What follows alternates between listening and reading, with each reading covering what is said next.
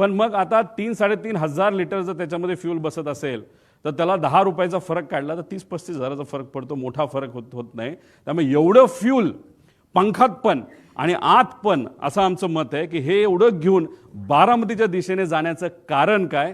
आणि जे मी पायलटच्या बाबतीत बोललो होतो की मुद्दामूनच कदाचित त्याचा वापर करून, पायलटचा वापर करून हा घातपात झाला असावा आणि त्या घातपातामध्ये फ्यूल जास्त असलं की मोठा स्फोट होईल हे कुठेतरी शंका लोकांच्या मनामध्ये, आमच्या मनामध्ये ती कुठेतरी खरी ठरताना आपण सर्वजण बघू शकतो। हा तसा या ईमेल प्रमाणे फ्लाईट प्लॅन आहे, पण आम्हाला जे कळालंय तसा ऑफिशियली त्यांनी DGCA ला सांगितलं नव्हतं त्यांचा फ्लाईट प्लॅन काय।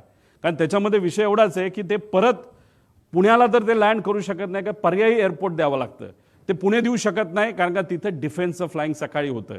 त्यानंतर मग त्याला सोलापूर देता येत नाही, त्यात सुद्धा अडचण आहे। त्याला जर दुसरं कुठलं तरी द्यायचं असेल तर ते फक्त चिपी एअरपोर्ट देऊ शकतात, पण ते पण नाही कारण त्यावेळेस तिथं धुक्का असू शकतं। पण असेल तर कुठलं तर मुंबईच असेल, त्यामुळे ते उगाच तुम्ही जो फेरफटका मारला तो न मारता अंदाज घेऊन 3000ची विजिबिलिटी जी 5000 पेक्षा कमी आहे, 5000 हे DGCAचं नॉर्म आहे। एक तर तुम्ही उडायला नव्हतं पाहिजे हा आमचा मुद्दा आहे, आणि उडला तरी लँड करण्याचा प्रयत्न तिथं केला नाही पाहिजे, तुम्हाला परत मुंबईला यावं लागलं असतं।